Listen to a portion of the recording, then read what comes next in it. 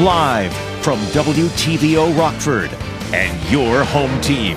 Eyewitness News at 5 starts now. Youth and teens living with mental health issues will soon have access to a unique type of therapy. A new indoor equine center will connect kids with horses.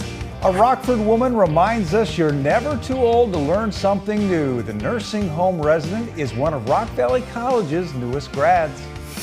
And it's getting warm out, which means pool season is right around the corner. We have the opening dates for Rockford Park District pools. Good evening, I'm Mimi Murphy. And I'm Tom Lewis. Eric Wilson is off this evening. Thank you so much for joining us. The Rockford Park District breaks ground on a multi-million-dollar project it hopes will become a vital resource for local kids. Work on the indoor equestrian facility at Lockwood Park is now underway, and once completed, the center will provide horse-assisted learning and therapy sessions. The goal is to address the social, emotional, and behavioral struggles of youth and teens. The Park District will work with mental health experts to create a safe space. It's a personal project for the manager at Lockwood. When I was in the darkest places of my life, where we talk about teenagers in crisis, I was in crisis. And it was a horse that was able to help me see who I was and the value that I had in the world. They really saved me. And it's horses, they can see things through that because they're prey animals, and so they can actually sense what's going on inside versus, sometimes we say, oh, we're okay, but we're not really okay. Now, the Park District hopes to have all of the construction complete by the end of the year. A state-line World War II veteran will be laid to rest more than 75 years after he was listed as missing in action. Private Myron Williams was from Dixon. In November 1944, he was assigned to the 4th Infantry Division in Germany. Williams was reported missing in action after his unit battled German forces in Hartgren Forest. He was 29. His body was not recovered. The Germans never reported him a prisoner of war. In 2019, remains were disinterred from the Ardennes American Cemetery in Belgium. DNA testing and dental records helped identify Williams. Services will be held for Williams June 3rd in Killeen, Texas. Last Friday, Rock Valley College students took the stage to receive their degrees. Nikel Delgado talked to one of those students, and Nikel, this new graduate isn't your typical college student. That's right, Tom and Mimi. This recent graduate is in her 70s and is a true testament to you're never too old to go back to school. I thought, I'm so old, life is over. I didn't do everything I wanted to do. And then I got over it. And I thought, I can do this. I should be going to school. And I did. Vicki Ragnar is 78 years old. She's lived at Heritage Woods of Rockford for the past 7 years and tells me it had always been her dream to go back to school, but it wasn't easy. I had to take 4 algebra classes, prerequisite. I had to take each one of them 4 times because I don't get algebra. And my teacher said, I have never seen anybody as persistent as you are. She's come over many hurdles just to get to school and come back, and health issues. So she's very determined, and we loved it about her. In spite of any obstacles Vicki had in the past, after 30 years, she rolled across the stage to get her college diploma, an associate's degree in English from Rock Valley College. It's just unexplainable. When I came up the ramp and they called my name, the whole place burst out, stomping their feet, yelling and clapping, and I was going like, because it was just so exciting. On Wednesday, she shared her celebration with the staff and fellow residents at Heritage Woods with a massive graduation party. We promised her like 2 years ago that if you get to graduation, we will throw you the biggest party. Vicki hopes she can inspire others to go after their dreams and goals, saying it's never too late. If there's something you want to do, do it. Just do it. So there were times when I think, oh, I don't want to go, I'm tired. Do it anyway, And if you really want something bad enough, you can get it, no matter what. So that's what I hope they can learn from me. Vicky isn't done learning. She plans to continue taking classes at Rock Valley, at least one every semester, and she wants to use her degree to help kids. Tom? Great for Vicky. Thank you, Nikel. If you're looking to save money on gas this week, you are in luck. Circle K giving motorists 40 cents off tomorrow. This is all part of Circle K Fuel Day.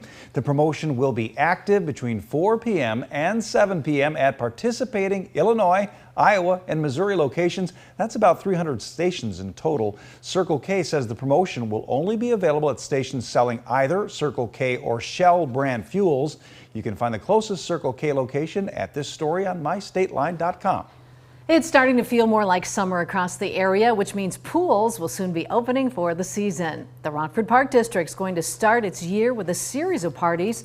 There will be DJs, bounce houses, face painting, and water games in and out of the pool. Dates for those parties are on your screen. Sand Park Pool opens for the season on June 10th. Alpine Pool and the Harkins Aquatic Center will open a week later on June 17th.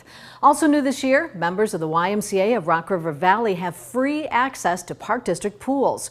All you have to do is show your Y membership card. You can find hours for all the pools at mystateline.com. You may have heard about the big NASCAR race that's coming to the streets of Chicago this summer. Yeah, pretty exciting stuff, but there is another race happening before that. NASCAR and Sail Grand Prix are joining forces and swapping helmets to help promote their events. First up is the Sail Grand Prix race on Lake Michigan on June 16th and 17th. And then a couple weeks later is the NASCAR Chicago Street Race. Both events hope to attract some new fans into the city. You come down for the party, you stay for the racing. There's going to be the race village down here on Navy Pier. It's going to have live music. There's going to be food, drinks.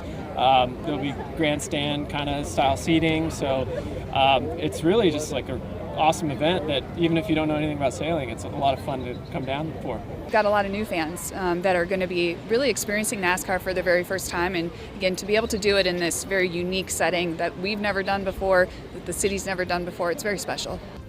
NASCAR is adding a full-blown music festival to its race weekend. It hopes to attract 50,000 fans on each day of their event, which runs July 1st and 2nd. Democrats and Republicans on Capitol Hill are still on two separate pages when it comes to a debt ceiling. Our DC's Raquel Martin reports as the looming June 1st deadline approaches.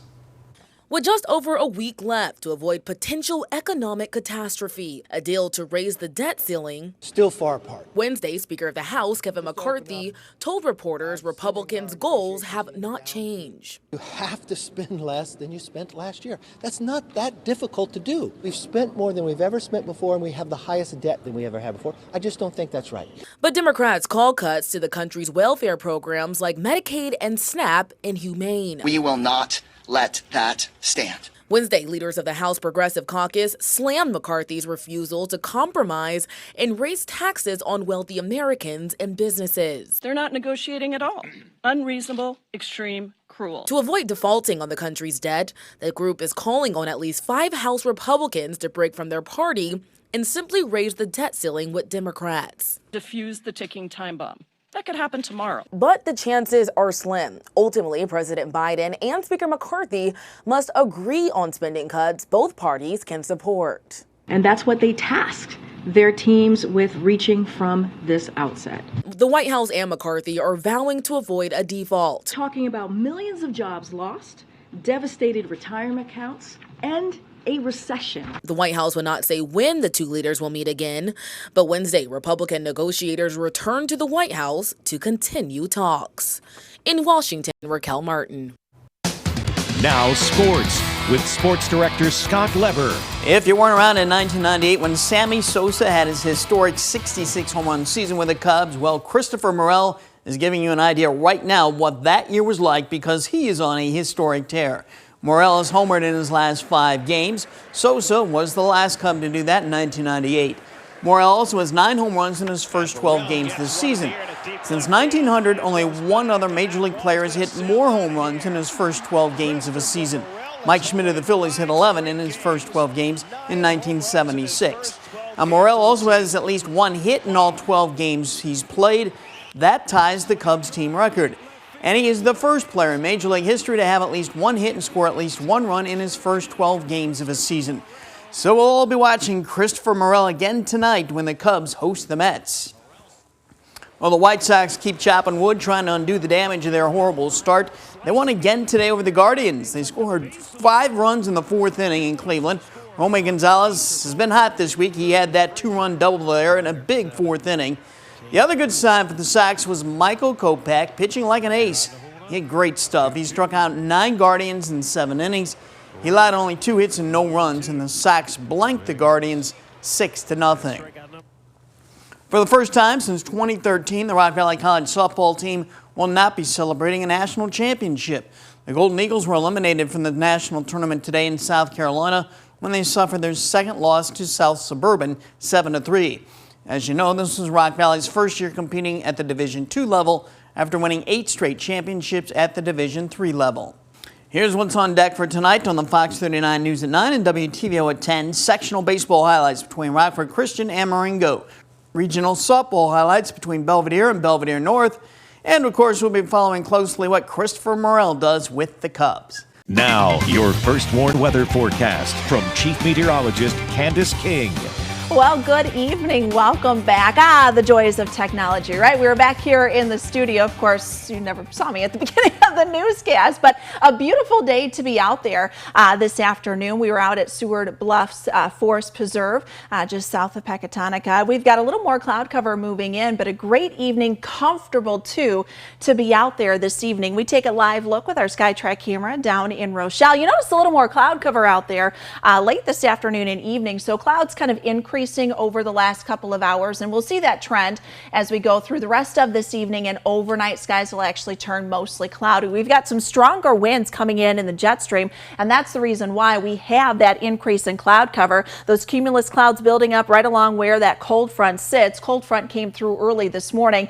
Really didn't drop temperatures drastically, but there is a range from east to west in our numbers. When we look at the radar, we've got some thunderstorms over parts of Missouri, some lighter rain showers here moving into north central Wisconsin. Those are not going to be an issue for us. It's just a cloud cover. And even if we were to see any rainfall, none of that would reach the ground because our low levels are still pretty dry. Now, I mentioned that range in temperatures, 71 in Rockford. We were 74 this last hour here, 72 in DeKalb, 74 right now in Rochelle. Low 80s to the west and southwest of us, 81 still at this hour in Savannah, 79 in Sterling, 73 in the Pretzel City, and 71 our current temperature in Freeport. It's been a little breezy at times, but it's been a comfortable breeze. That wind picking up from the east and northeast at 10 to 20, gusts up to 25, even close to 30 at times.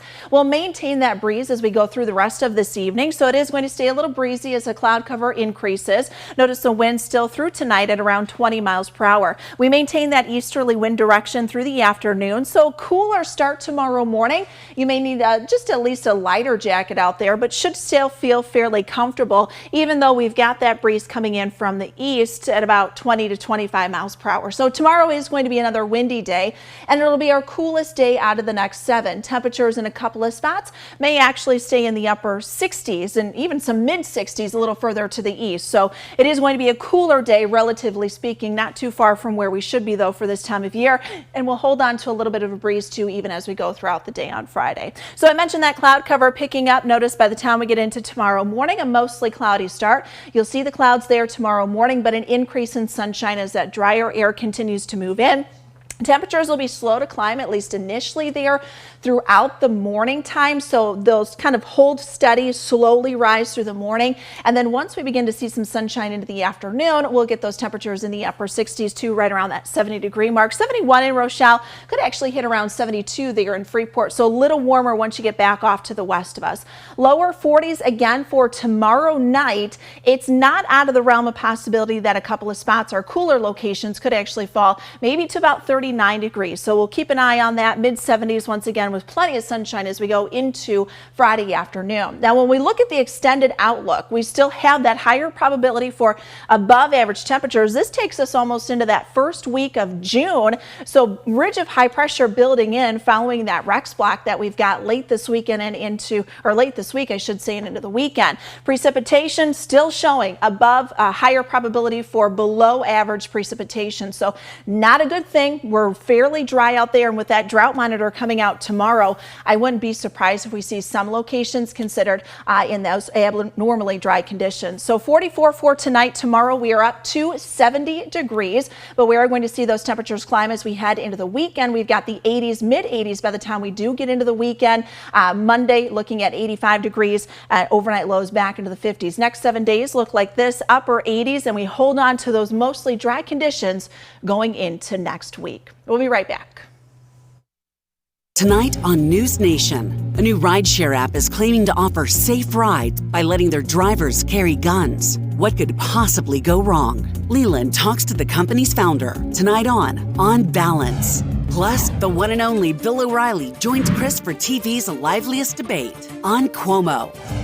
See why more people are turning to News Nation. To find News Nation, go to joinnn.com. Such a beautiful day. We had you outdoors, hoping to bring weather live to everyone, but technical difficulties made us bring you back. You know, there was just something that needed us to go back to the station. But yeah, it was beautiful out there. We were out at Seward Bluffs Forest Preserve, and I mean, if you haven't been out there, it's just gorgeous. You know, and I encourage everybody with the warmer weather here over the weekend, just get out and enjoy it in dry conditions. Don't too. Waste this opportunity. Yeah, I mean, get out, turn the TV off, and spend time as a family outside. After the newscast, turn the TV off. After the newscast, you know, the minute 5:30 comes around, turn it off. We do have so many beautiful forest preserves and parks, and we're really fortunate. I mean, all across the area. You're absolutely right, too. And with the dry conditions, too, for the weekend, we've got a little more cloud cover that'll move in here overnight tonight. So tomorrow will start off mostly cloudy. We'll see sunshine by the afternoon. Still a little breezy, 70 degrees for our high on Thursday, down to 41 tomorrow night, 74 on Friday. But we've got the upper 80s, turning up the heat a little next week. All right, thanks, Candace. Have a great night, everybody.